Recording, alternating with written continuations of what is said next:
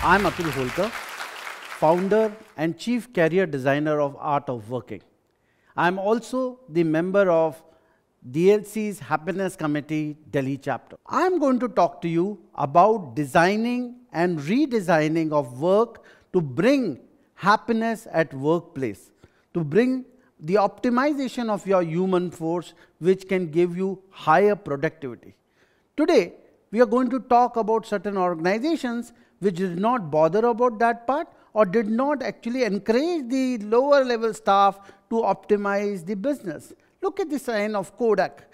Few decades back, every moment was Kodak moment. 95% of films clicked across the world was Kodak moment. They also created a small division for digital photography, but probably there was something which was lacking in the organization and they sold it to Casio. Where is Kodak today? It is at $400 million. Doesn't exist anymore. Similarly, there are hundreds and hundreds of cases of very large successful corporate which do not exist anymore. And one of the bottom lines in all of these were that we did not bring optimization of the human resource or the human capital, as I call it. And because of that, probably they are not existing. One of the most important factors which I have seen for last 35 years of my career is happiness at workplace. And happiness is not a day of happiness, not a moment of happiness, but a culture of happiness. It comes in every day where the employees are free of their any kind of stress, they are free of fear, and they are ready to come to the office and put in their best for the success of the organization. Where employees feel to express their ideas, where the seniors are ready to accept the mistake, they are ready as a collective team to produce something which every company desires, a higher level of profit. And that is what we are discussing. How do you optimize your human resource or human capital to bring happiness into the workplace? And happiness, when we talk about, has got many things into it. But few of the major important things are, what is the purpose of this organization? What is the purpose of each of these people in the organization? Then, what is the goal which this organization is looking at? What are the values which the organization brings in? So all these put together brings happiness at workplace. In Art of Working, we actually go through the entire culture that exists. We support through data and also redesign the workplace to bring happiness at the workplace. When we talk about happiness at workplace, it does not mean you have a great looking office. It does not mean you have the best of the Apple computers. It does not mean that you have very good increments year on year and a great salary. It starts from the time a person walks into the office in his first day of the job. How is he received? What kind of culture he is being introduced to? How does the environment react to them? What kind of reception he gets from people? How does the organization assimilate that person into the system? Then, on day-to-day work, how do we hold meetings? How do we discuss strategies? How we discuss any bad setbacks in the organization? These are the things which actually decides the culture of the organization. One of the most important factors, we all know it, is none other than the boss. So how is the senior management actually working in that environment? By giving people more salary, happiness is not going to roll. People are stressed out not because of less salary, but because of various toxic things like behavior of bosses, behavior of senior colleagues, and non-acceptance of them as something which can contribute to the larger good of the organization. There are various ways happiness can be achieved in the workplace. But one of the major important things which I have derived over a period of time is your senior management. It is not the juniors who needs training, and trust me, don't feel bad about it. It's the senior management which actually requires good amount of training. And the training is not about the skills or the jobs or the way the production has to be handled, the marketing has to be done, or how the sales number have to be increased. It is about managing the human capital. It's about managing people, to have that empathy of handling people from different backgrounds. Not all people are same. These are not Excel sheets where you can, with a click, can change the behavioral pattern. With every person, you got to be different. You have different expectations of people. And this understanding of people under you is actually the first step of bringing happiness into your organization. There are many more ways of bringing happiness. You know, the HR is not the only organization which should be bothered about the happiness. It's not a program, it's not a software, it is not a hardware either, where you just install something in your office and say, we have happiness in the office. No, it's not. It's a cultural change. It's a behavioral change. It's the same change which comes from the top management. And it is a slow process. But trust me, however slow it would be, the results would be evident within a month in the organization. It's not about birthday parties either. It's not about wishing someone a happy new year or gifting them the latest iPhone just because he had great, numbers in sale.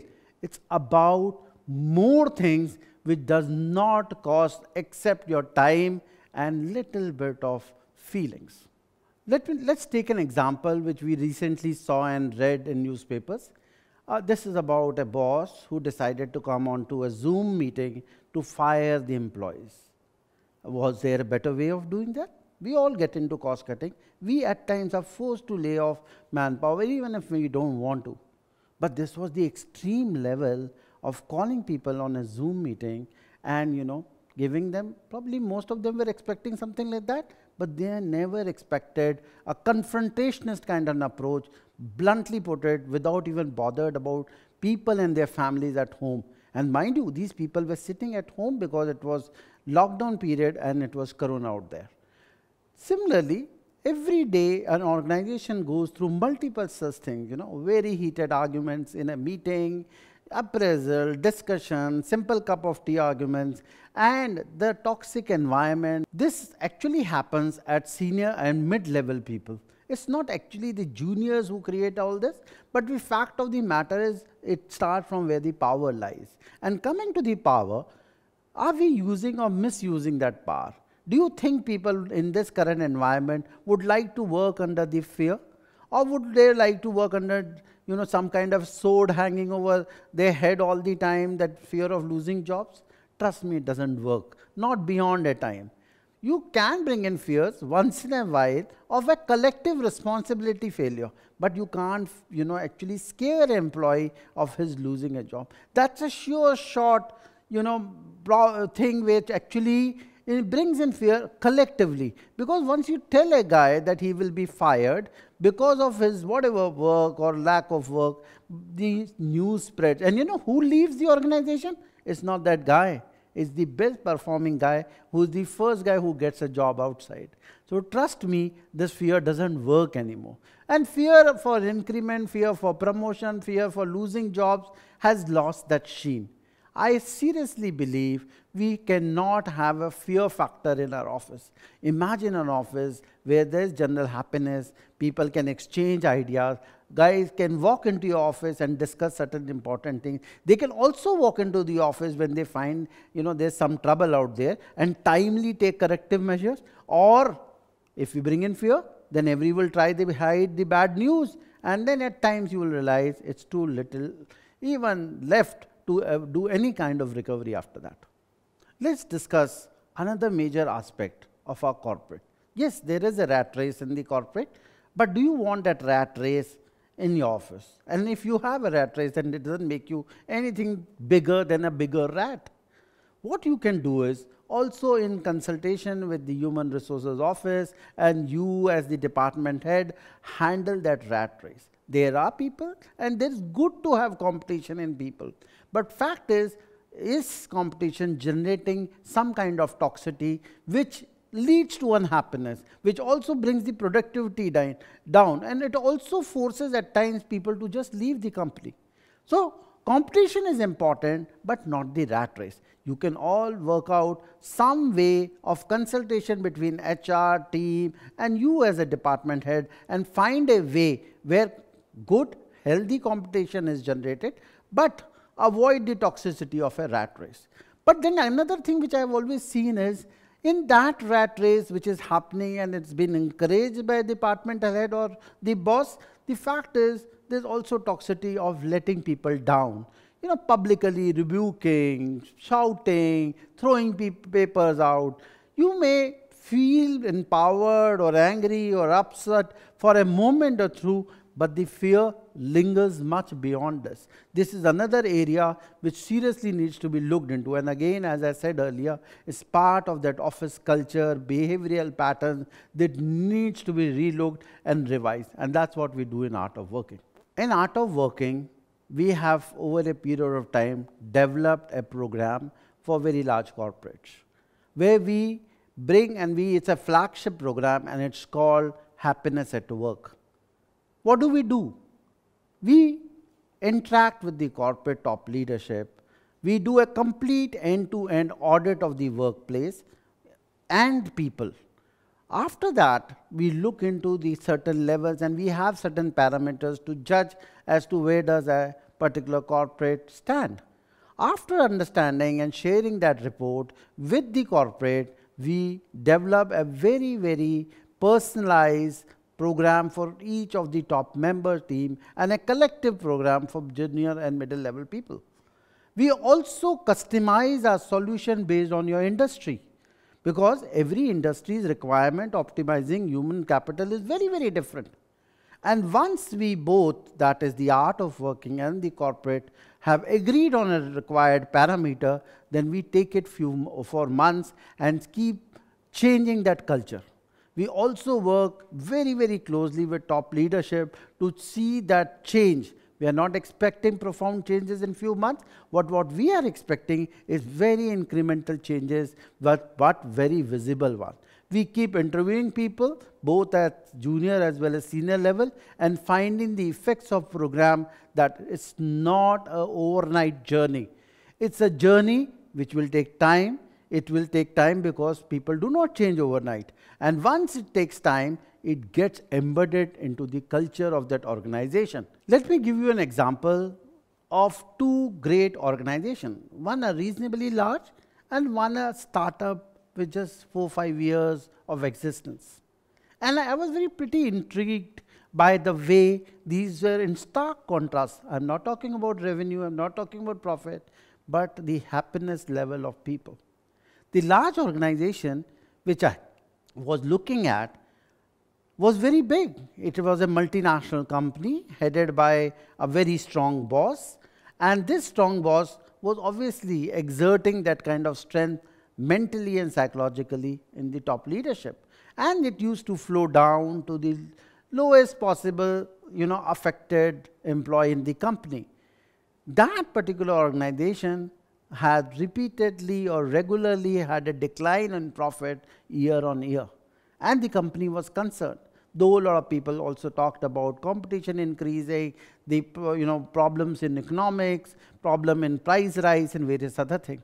But I could seriously look into that organization and pinpoint the toxicity or unhappiness in that organization. In contrast, we had a startup which was growing, was not paying very well to the employees. The increments were reasonably okay, but the level of enthusiasm was very high. The level of happiness was very high. And that organization, which was just merely a 5-year-old startup, was now giving run for money to this large organization. Very, very contrasting. One thing which actually we pinpointed was the index of happiness. The index of happiness at the office level, the index of happiness at personal level. And in that startup, we found a very, very united team which was, had a single purpose, had a single aim and goal, and were ready to take on the world. Whereas in the other organization, they also were getting reasonably good increment and much higher salary, but I did not find that purpose except because they were given that diktat of achieving those numbers or else. And that is one of the major reasons why the large corporate is coming down on year in terms of its profitability and revenue generation. One more thing which I have seen in large organization is It's not the technology, it is not the product, it's not your marketing style that works. What works is people. And these people whom we call the human capital, which is not seen on any balance sheet and is the most valuable part of your balance sheet, which is key. And the key ingredient to manage this human resource or human capital is none other than happiness at work. One thing which I am very sure is that if you have this one gradient called the happiness at your office, it is going to do wonders. Thank you, DLC, for bringing a large section of amazingly qualified leaders from across the world. This gave me a great opportunity to interact and learn from these great leaders. It also allowed me to get that push for my business. Let me also thank Jimmy. Jimmy, great initiative. I've been part of this entire DLC from day one, and I've seen it growing and blooming. Amazing setup, great initiative, and great opportunity for people like us who want to really globalize our business, interact with great people. And I can tell you one thing, no one else would have been able to do this and thought about it except you, Jimmy Mistry. Thank you once again, DLC.